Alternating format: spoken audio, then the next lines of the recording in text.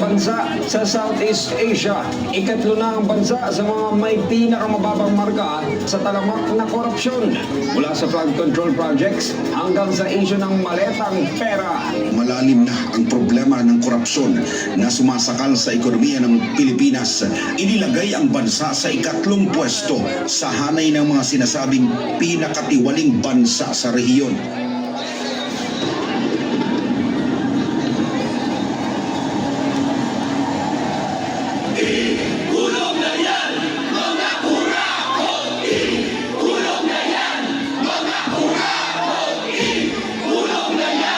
Mga kurakot, kulong na yan! Isigaw mo, katotohanan, isigaw mo, huwag na tayo magigihag ng isang buwan. Isigaw mo, pasensya, isigaw mo, katotohanan, isigaw mo, huwag na tayo magigihag ng isang buwan. Isigaw mo, pasensya, isigaw mo, katotohanan, isigaw mo, Pilipinas gising. Huwag na tayo maging bihag ng isang upuan. Tuusin, hindi lang naman kaming mga kontraktor ang nakikinabang dito. Marami din sa inyo, mga politiko, ang nagpapataba ng bulsa sa pangungurakot. Kawawa po talaga ang mga mamamayang Pilipino kasi ninanakaw lang natin ang kaban ng bayan. Sino umaahon, tayo ba o sila? Mga ngiti nila habang nakalubog ka ba sa pagpunta sa pinaghirap? Mga kaya bumumunto na ng mga kanila.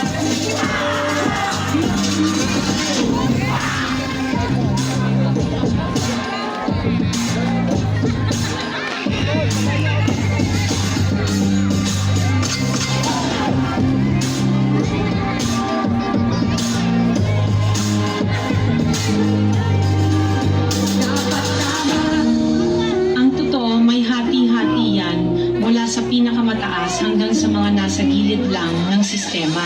Sa patuloy na pagdinig sa Senado sa mga di umano kinurakot na proyekto ng gobyerno. 491 projects. Dapat alam natin ang tama, ba't di natin ginagawa? Paulit-ulit na lang na ito ang bagong simula. Simula ng simula, bakit walang natatapos at nasa pati? Lagi likod ng swelas ng sapatos. Ilang beses na ako, ilang beses na ako. Ba't di natin subukan ang tulungan at umako? Bumahagi sa bigat na matagal na natin pasal pa tayo ng sama-sama. Ay malalampasan, ay mas maayos na bukas para sa ating mga anak. Ang unang hakbang ay piliin ang tamang nakatatag na pangalan sa balota. Huwag na tayong magpautol na sa ating kapangyarihan. Tayo ang sumibo. Tigil mo itigil ang pagsisi sa sutil na nasa pwestong di ka nakilala kang magsiningit sa lahat ng kanyang pangakong pagkagalaw. Hindi tayo kumbinsido, wag na natin dapat kaya.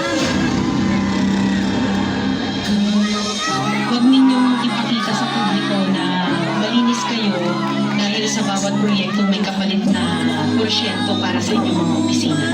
Tingnan ninyo rin ang mga pangalan na nakaupo ngayon at lalo na sa mismo mga nagpapalakad ng gobyerno.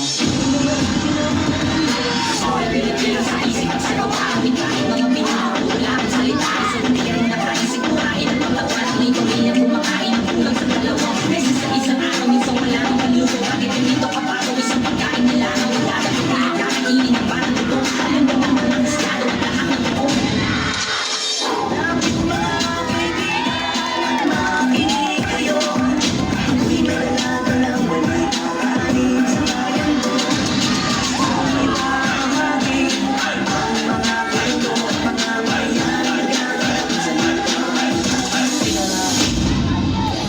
Noong isang taon pa na isiwalat na may mga mali-maletang pera, codename basura, na idinideliver daw sa ilang mga politiko na naglalaman di mano ng hindi lang milyones, kundi bilyones na kickback mula sa pondo dapat ng bayan.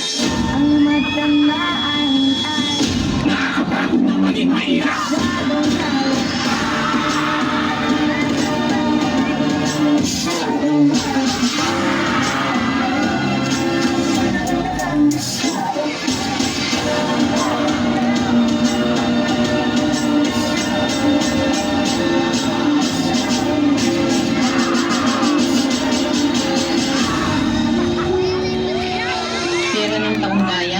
tayo ang nakikinabang.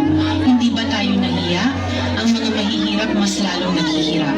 Kaya tama na ang pangungurakot natin. Kala nyo ba